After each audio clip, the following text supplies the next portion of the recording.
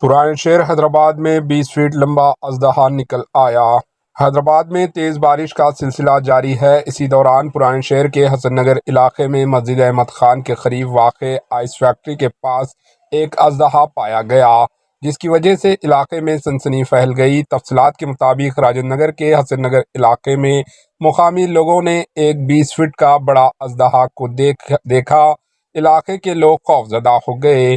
فوری طور پر سانپ پکڑنے والے حکیم میر شیخ علی کو اس کو اطلاع دی گئی، تاہم حکیم میر شیخ علی نے 20 فٹ لمبا بڑا سانپ کو پکڑ لیا اور جنگل کے علاقے میں چھوڑ دیا۔ اژدہا کو پکڑنے کا ویڈیو سوشل میڈیا پر وائرل ہو گیا۔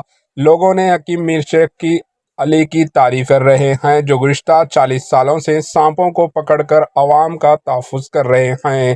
Bureau report, AHN news.